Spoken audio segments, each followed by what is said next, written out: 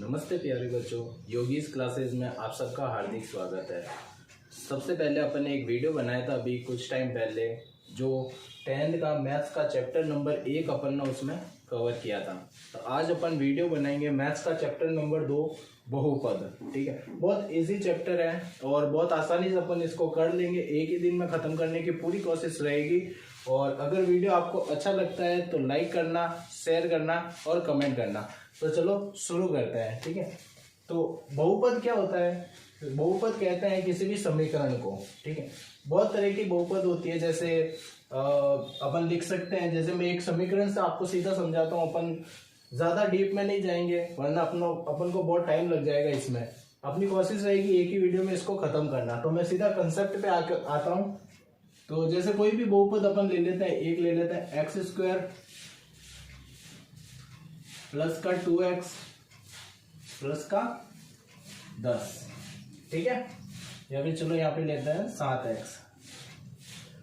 ठीक है, तो ये जो बहुपद है इसके अंदर क्या है कि जो x² का गुणांक होता है उसको तो अपन लिखते हैं a। ठीक है, सपोज मानो यहाँ पे अगर कुछ भी नहीं है, यहाँ पे अगर 5 होता है, 4 होता है, तो जो a की वैल्यू होगी वो होगी। अब यहाँ पे कुछ नहीं है तो a की वैल्यू तो हो जाएगी 1। ठीक है, जो x² का गुणांक है, और जो a होता है वो क्या होता है? x² का गुणांक। यहाँ पे लिख देता हूं मैं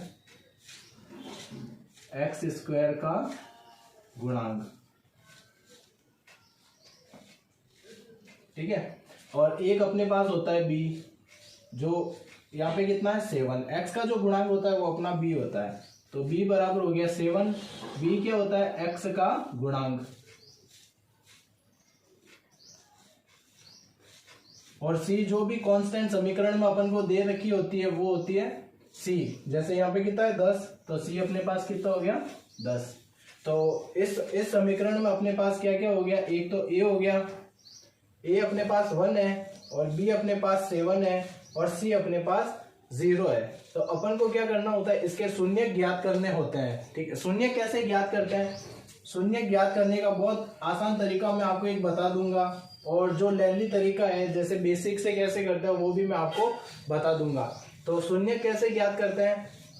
अपन को क्या करना होता है? जो c अपने पास और जो x है, इन दोनों को अपन को x² का जो गुणांक है x² के साथ इसको मल्टीप्लाई करना होता है। इन दोनों को अपन को मल्टीप्लाई करना होता है। ठीक है, और मल्टीप्लाई जब अपन इन दोनों को करते हैं तो अपने पास आता है 10x²। ठीक है, लेकिन ये ध्यान रखना है कि अपन को गुणा करने पर 10x² आना चाहिए और जोड़ने पर अपने पास 7x आना चाहिए। तो मैं कैसे ले सकता हूँ? एक तो ले सकता हूँ मैं 2x और एक ले सकता हूँ 5x। ये दोनों हो गए। अब जैसा अपन इन दोनों को गुणा करेंगे तो कितना आएगा? 5 दूनी 10 और x²। ठीक है, और जोड़ने पर कितना आ रहा है? 7x। ठीक है, तो इस तरह से अपन निकालते हैं। इसको लिखते किस तरह से है? तो पहले तो x² का x² आ गया। ठीक है, इसको अपन ने तोड़ा था तो 2x प्लस 5x प्लस 10 बराबर 0। ठीक है, इन दोनों में कॉमन क्या है? इन दोनों में कॉमन क्या है? जो कॉमन है उनको कॉमन ले लेंगे। इन दोनों में x कॉमन है तो x ले लिया। यहाँ पे क्या बच गया अपने पास? x प्लस यहाँ पे 2x था, एक x कॉमन आ गया तो यहाँ पे क्या बच गया? 2। यहाँ पे क्या कॉमन है? प्लस का 5 कॉमन है, तो यहाँ क्या बच गया? x, और यहाँ बच गया प्लस 2। 2 कैसे बच गया? क्योंकि आप यहाँ से अपन ने 5 कॉमन ले लिया तो 5 दूनी 10, 2 बच गया। हमेशा ध्यान रखना जो ब्रैकेट में बच रही है वो दोनों साइड बराबर होनी चाहिए। अगर दोनों साइड बराबर नहीं आ रही है, अगर किसी चिन्ह की भी गलती हो रही है, जैसे यहाँ पे माइनस है, यहाँ पे प्लस आ रहा है, तो भी अपना क्वेश्चन गलत ही जाएगा। ठीक है, अब इसमें और इसमें क्या कॉमन है? x प्लस 2 कॉमन है।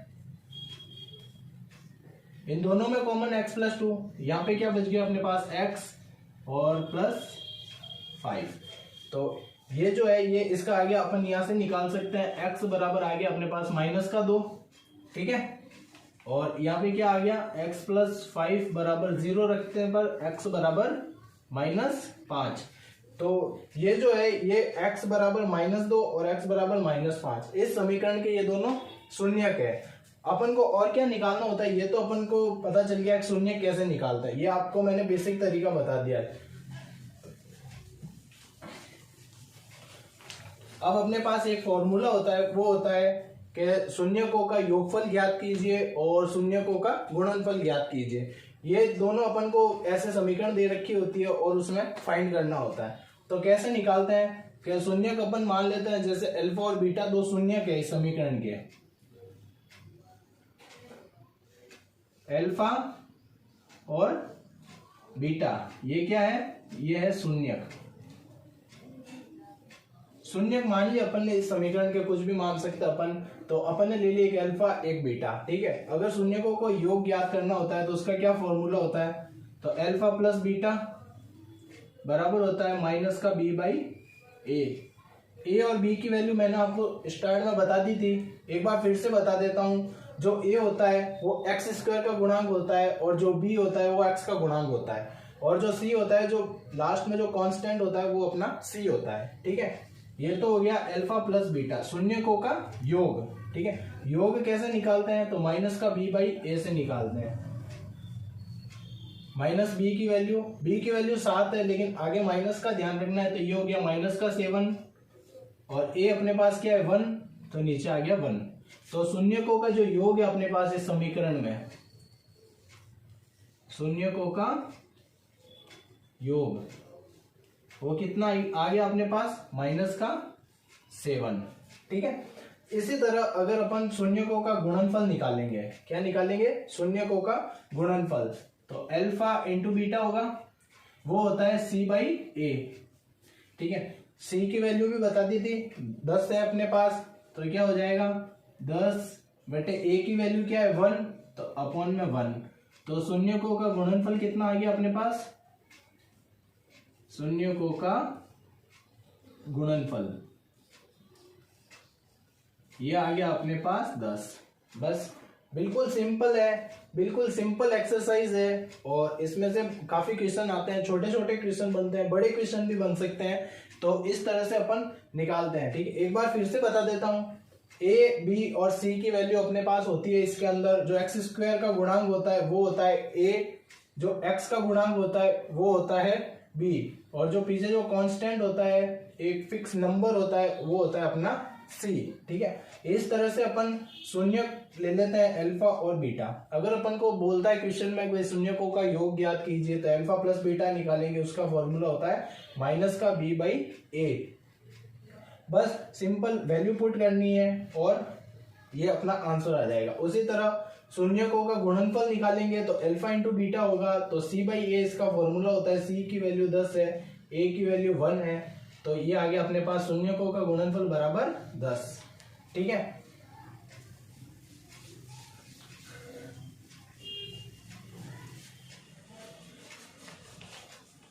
तो ये तो हो गया अपना इस चैप्टर का पहला कंसेप्ट, ठीक है। दूसरा कंसेप्ट और क्या क्या क्या क्वेश्चन बन सकता है, इसके अंदर अपन को एक ग्राफ दे देता है या एक समीकरण दे देता है, जैसे यही समीकरण लेके चलेंगे अपन, आपको तो दूसरी भी ले सकते हैं, लेकिन इसी से समझा देंगे, थोड़ी इजी समीकरण रहेगी, आपको समझने में आसानी रहेगी, ठीक है। तो इसी समीकरण को अपन वापस लेते हैं एक बार, जैसे अपन समीकरण ले लेते हैं x square plus 7x plus 10 बराबर 0, ठीक है। ये जो है इसको अपन मान लेते हैं px, क्या मानते हैं px।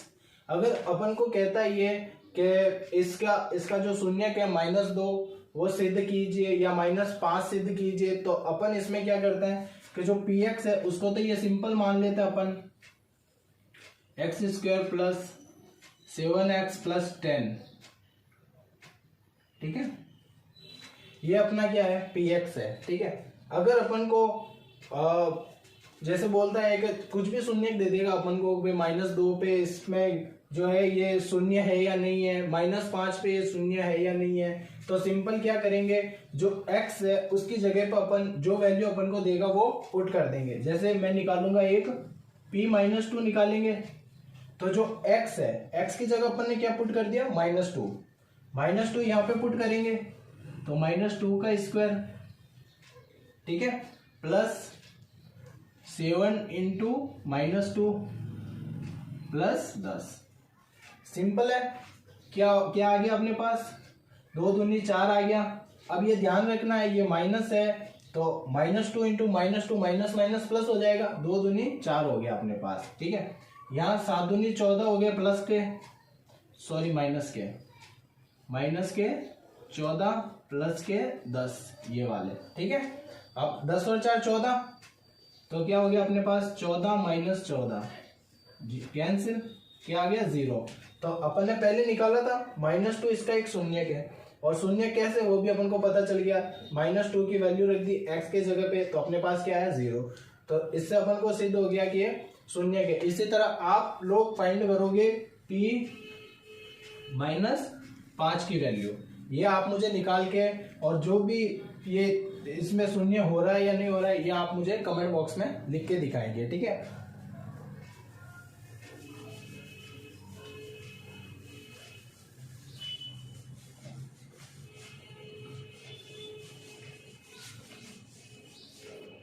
अगला अपने पास जो कंसेप्ट है इस एक्सरसाइज में वो क्या है,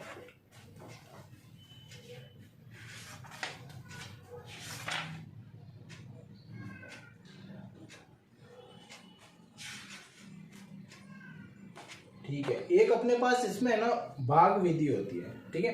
भाग विधि से अपन को ज्ञात करना होता है कि भाई शेषफल क्या बचता है, तो वो थोड़ा सा लेंदी होता है, इसको आप लोग ढंग से समझना। जैसे मैं कोई भी क्वेश्चन ले लेता हूँ, जैसे मैं ले लेता हूँ कि 2x स्क्वायर, ठीक है, 2x स्क्वायर प्लस का 3x प्लस का 1, ठीक है। इसके अंदर अपन को भाग देना है को x प्लस 2 से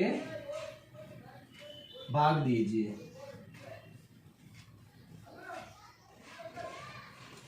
ये अपना क्या है, एक मैंने क्वेश्चन बना लिया इसका अपना।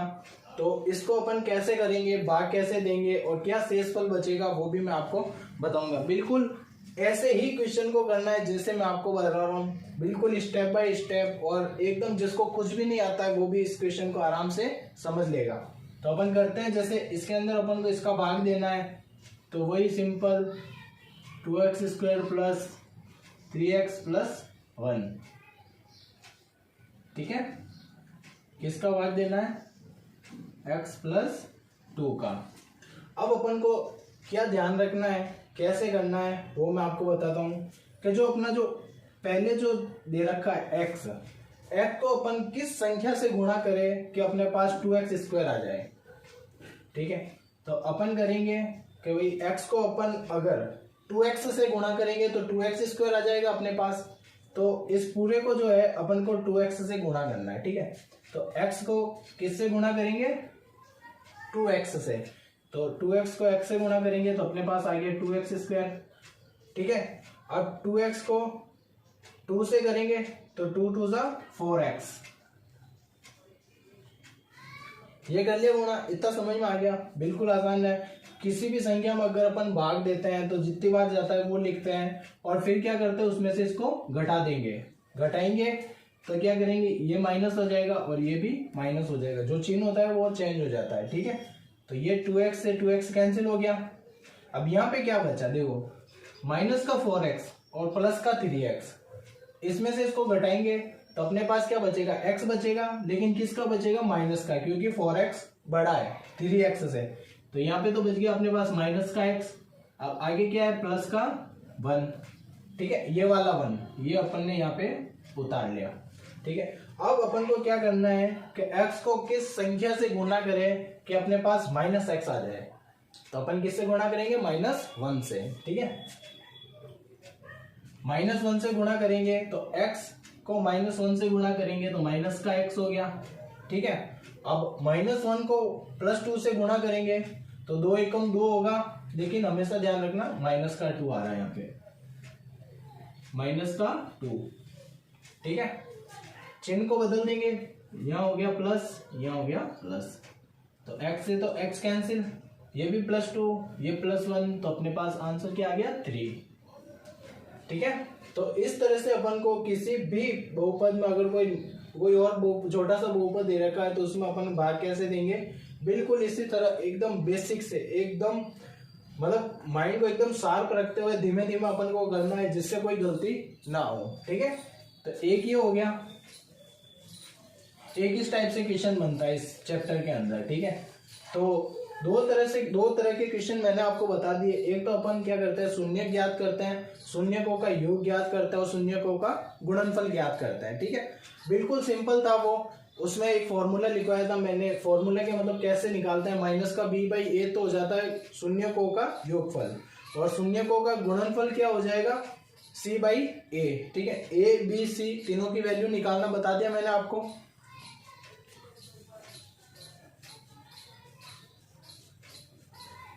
अब एक इसमें क्या होता है कि अपन को कोई भी ग्राफ दे देता है, ठीक है, कोई भी ग्राफ दे देता है, ठीक है। और ग्राफ के अंदर अपन को पता है ये ग्राफ है, ये x एक्सिस है, ये y एक्सिस है, ठीक है।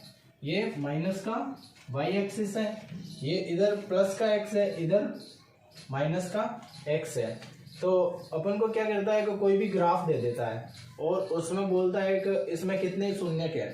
तो जितनी बार x एक्सिस को वो ग्राफ काटेगा उसमें उतने ही शून्यक होंगे, ठीक है। जैसे मान लो आपको मैंने ग्राफ दे दिया कुछ ऐसे, ठीक है, ऐसा ग्राफ आ गया और बोल देता है इसके अंदर कितने शून्यक है। तो ये x एक्सिस को कितनी बार काट रही है, एक तो यहाँ पर काट रही है और एक यहाँ पे काट रही है। तो इस ग्राफ में दो शून्यक है, ठीक है। कितने शून्यक है, दो शून्यक है, क्योंकि x एक्सिस को दो बार काटती है। तो इसके अंदर कितने शून्यक है, शून्यकों की संख्या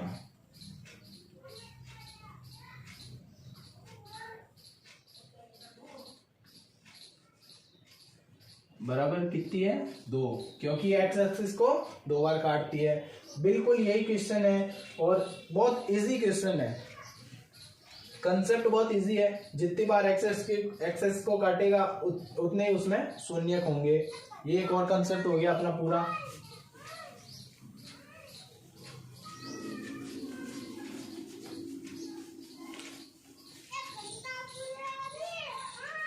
और क्या क्वेश्चन बनता है कि इसके अंदर अपन को क्या देगा, एक समीकरण दे देगा, ठीक है, समीकरण दे देगा।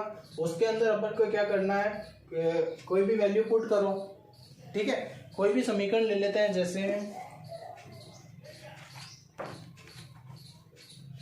कोई क्वेश्चन हो ऐसा तो मैं आपको बता देता हूँ। भाग वाला हो गया अपना,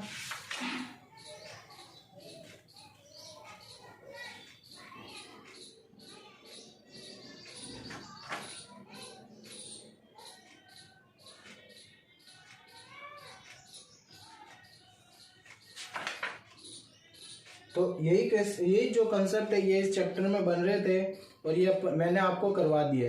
तो बहुत छोटा सा चैप्टर है और बिल्कुल आसानी से अपन इसको कर सकते हैं, ठीक है। तो चैनल आपको ध्यान रखना, योगेश क्लासेस अपने दोस्तों के साथ शेयर करना। एक ही दिन में अपन ने चैप्टर नंबर 2 बहुपद को कंप्लीट कर लिया है। तो अगर आपको ये वीडियो अच्छा लगा तो इसको करना लाइक, और अपन अपने दोस्तों के साथ करना इसको शेयर, और जो आपको डाउट है या वीडियो अच्छा लगा हो तो कमेंट जरूर करना, ठीक है, कमेंट। तो ये 3 काम आप लोगों को करने हैं, बाकी सारे काम आप मुझ पे छोड़ दो।